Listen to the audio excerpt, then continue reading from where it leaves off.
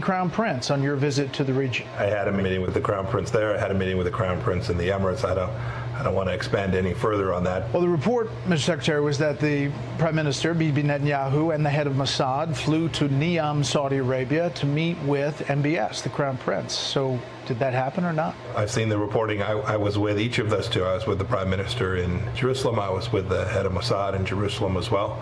We had productive discussions. I'll leave to them to discuss the meetings that they may have had or may not have had. Do you expect more normalization announcements from other countries like Saudi Arabia with Israel before the end of the president's term? I do. I expect more normalization announcements. Whether they'll come in the next 30 days or 60 days or 6 months is difficult to know, but the direction of travel is very clear. परसों इस्राएली वज़ीर आज़म Benjamin Netanyahu से जब उनके दौरे Saudi अरब के बारे में सवाल किया गया तो उन्होंने भी तबसरे से इनकार कर दिया, तस्दीक या तरदीद से इनकार किया, जैसे कि माइक पॉम्पेयो ने कहा, और कहा कि मैं कई बरसों से ऐसी कोशिशों से पीछे नहीं हटा जो इसराइल के मफाद में हो। उन्होंने कहा कि शुक्र है कि अब भी मैं कामयाब हुआ हूँ। क्या आप संजीदा हैं?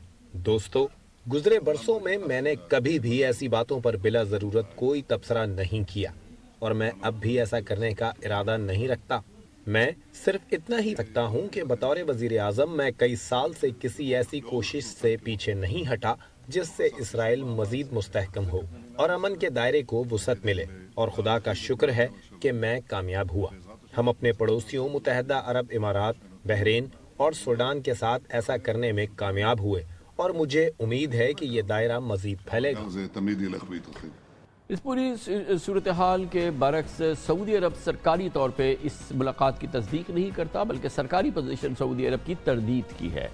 Our position has not changed. It's quite clear. We have supported normalization with Israel for a long time because we are the authors of the 2002 Arab Peace Initiative, which envisioned complete normalization with Israel. But there's one very important thing that has to happen first, which is a permanent and full peace deal between the Palestinians and the Israelis that delivers a Palestinian state with dignity within the 1967 borders and to the Palestinians. इस सब तरजीह के बावजूद जो Saudi अरब की सरकारी position रही है, मगर इसके बावजूद अब इंटरनेशनल मीडिया में बहुत प्रिसाइज तरीके से पिछले 3 दिनों से डेटा आ रहा है, इंटरनेशनल फ्लाइट ट्रैकिंग डेटा, जिससे साबित हो चुका है कि 22 नवंबर को तेल अवीव से इसराइली जेट तैयारे ने इस बराह रास्त सऊदी अरब के शहर नेम में लैंडिंग की और 5 घंटे से ज़ायद वक्त तैयारा सऊदी हदूद में मौजूद रहा।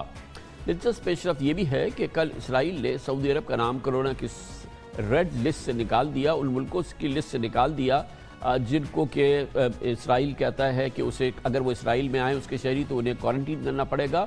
इस तरह से अब सऊदी अरब से आने वाले मुसाफिरों में मुसाफिर इसराइल आएंगे तो उनको दाखिले के बाद 14 रोज़ क्वारंटीन नहीं करना पड़ेगा। इसराइल ने ताज़ा तरीन कदम उठाया है। कल के वॉल स्ट्रीट जर्नल ने खबर दी थी कि गूगल इंटरनेट फाइबर ऑप्टिक का एक नया आलमी मनसूबा बना रहा है जिसकी राहदारी सऊदी अरब और इसराइल के इलाके होंगे। और जर्मन मीडिया DW के मुताबिक शहजादा सलमान के विजन 2030 का महवर $500 बिलियन की लागत का साहिली शहर न्योम है और इस अहम प्रोजेक्ट के लिए सऊदी अरब को मैन्युफैक्चरिंग, बायोटेक्नोलॉजी, साइबर सिक्योरिटी के मैदान में इसराइल माहिरीन की ज़रूरत पड़ेगी और इसराइल की असिस्टेंस उसे हासिल होगी। यकीनन आलमी सियासत के लिहाज से ये बहुत अहम पेशरफ्त है जो मुसलसल जारी है और जिसके मनाजिर हम पिछले 3 माह से देख रहे हैं। इसका पाकिस्तान पे असरात और इस हवाले से पाकिस्तान की अहमियत, इन तमाम मौज़ूआत पर बात करने के लिए हमें ज्वाइन कर रहे हैं जनाब शुजा नवाज़ वाशिंगटन से हमारे साथ मौजूद हैं। आप फेलो भी हैं अटलांटिक काउंसिल US के, जो US का एक बहुत ही मुमताज़ थिंक टैंक है। बहुत बहुत शुक्रिया शुजा नवाज़ साहब। आपके ख्याल में जो सऊदी अभी हेजिटेशन है, कोई फॉर्मल एक्सेप्टेंस नहीं है, वो एक्नॉलेज नहीं कर रहा है इसराइल के साथ, ताल्लुकात को तो एक्नॉलेज करते हैं, मिसाल के तौर पे ये एक बहुत बड़े विज़िट की बात है, वो नहीं कर रहे। आपके ख्याल में ये हेजिटेशन बरकरार रहेगी जैसे कि इस वक्त ऑफिशियल सऊदी स्टेटेड पोजीशन है कि जब तक फ़लस्तीन के मसले का हल नहीं होता, आपके ख्याल में इसराइल को तस्लीम नहीं करेगा सऊदी अरब जब तक फ़लस्तीन के मसले का हल नहीं होता? मैं समझता हूँ कि शायद हल से पहले अगर इसराइल की तरफ से कुछ रुख बदले कि फ़लस्तीनी हकूक़ को किस तरह वो قائم کرے گا اور کیا بات چیت شروع ہوگی اور کن کے ساتھ، تاکہ اس میں نہ صرف فلسطین لیکن دوسرے مسلمان ممالک بھی شامل ہوں گے، تو اس وقت شاید نارملائزیشن ہو سکے اور زیادہ تعداد میں OIC کے جو 57 ممبرز ہیں ان میں سے کئی لوگ پھر سعودی عرب کے ساتھ اور UAE کے ساتھ اور بحرین کے ساتھ اور مصر کے ساتھ مل کے ریکگنیشن کی بات کر سکتے ہیں۔ شہزاد صاحب یہ بھی بتائیے گا کہ پاکستان کی جو سچویشن ہے اس وقت، بہت سارے ممالک ہیں جو کہ مسلمان ممالک ہیں اور اسرائیل کو باقاعدہ تسلیم نہیں کرتے، مگر ان کے کسی نہ کسی لیول کے تعلقات ہیں یا کسی کے تھے، جیسے ایران کا 1979 تک تو باقاعدہ ڈپلومیٹک ریلیشنز تھے۔ سعودی عرب اسرائیل کو تسلیم نہیں کرتا مگر بڑے تعلقات ہیں، قطر کے تعلقات ہیں اور کئی ممالک کے تعلقات ہیں، عمان کے تعلقات ہیں، موروکو کے تعلقات ہیں۔ پاکستان شاید واحد ملک ہے جس کا کہ زیرو تعلق ہے، اس کے پاسپورٹ پہ لکھا ہے کہ آپ اسرائیل نہیں جا سکتے، نہ وہاں سے کوئی آنا جانا ہے۔ فارمل ریکگنیشن اور فارمل ڈپلومیٹک ٹائز کے علاوہ بھی تو ٹائز ہو سکتے ہیں، یا یہ بھی پاکستان کے لیے ایک نو ایریا ہے؟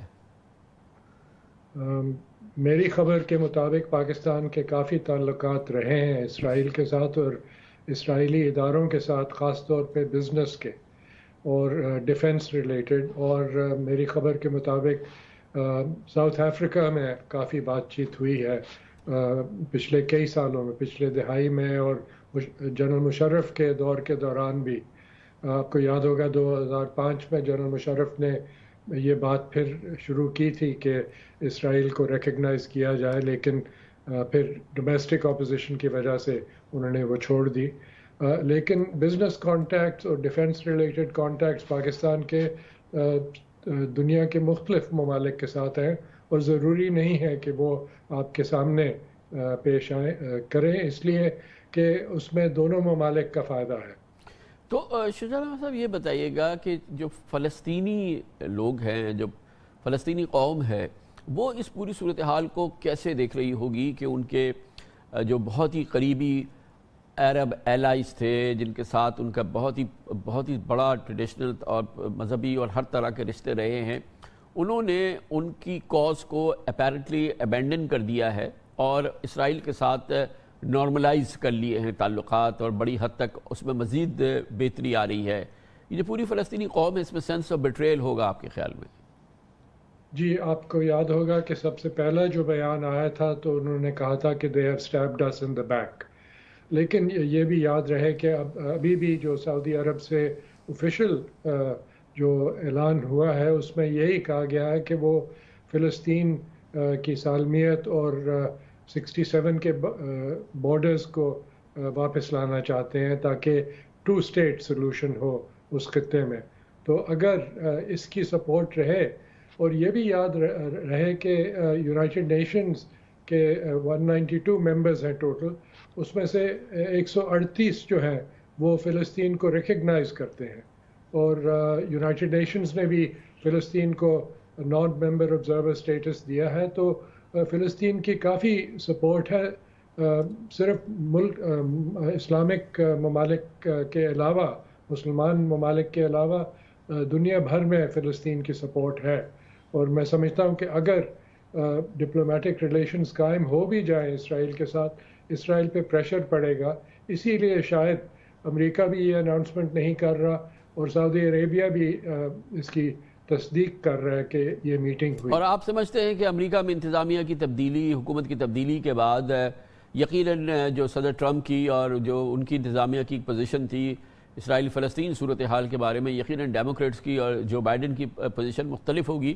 تو وہ جو ایک الٹیمیٹ سلوشن ہے جس میں کہ یہ 2 ریاستی قیام کی بات ہو رہی ہے، وہ ممکن نظر آتا ہے حکومت کی تبدیلی کے بعد امریکہ میں۔ آپ کو پتہ ہے کہ تبدیلی آنے والی ہے، لیکن 1-1.5 مہینہ ابھی رہتا ہے، اس لیے بہت ضروری ہے کہ یہ بات چیت آگے بڑھے اور پریزیڈنٹ ٹرمپ کوئی ایسا فیصلہ نہ کرے جس کو کہ پریزیڈنٹ بائیڈن کی حکومت کے ساتھ، ان کی کابینہ کے ساتھ، ان کے مشیروں کے ساتھ بات چیت کیے بغیر کوئی ایسے اقدام لے جو کہ امریکہ کو ایک غلط پوزیشن میں ڈال دے۔ मैं समझता हूँ इसीलिए सऊदी अरब ने भी ये अनाउंसमेंट नहीं की, क्योंकि अमेरिका की तरफ से उनको भी डायरेक्ट पैगाम दिए जा रहे होंगे ज़रूर, ख़ास तौर पे बाइडन एडमिनिस्ट्रेशन के जो मेंबरान हैं उनकी पोजीशन जो है वो बिल्कुल अलहदा नहीं होगी इसराइल के बारे में, लेकिन वो ज़ाहिर है कि चाहते हैं कि फ़िलिस्तीन के हकूक़ बरकरार रहें। बहुत बहुत शुक्रिया जनाब शुजा नवाज़ वाशिंगटन DC से हमारे साथ मौजूद थे। इसके साथ ही हमारे आज के प्रोग्राम का इख्तिताम होता है। कल आपसे फिर मुलाकात होगी इंशाअल्लाह। कल तक के लिए कामरान खान को इजाज़त। अल्लाह हाफ़िज़।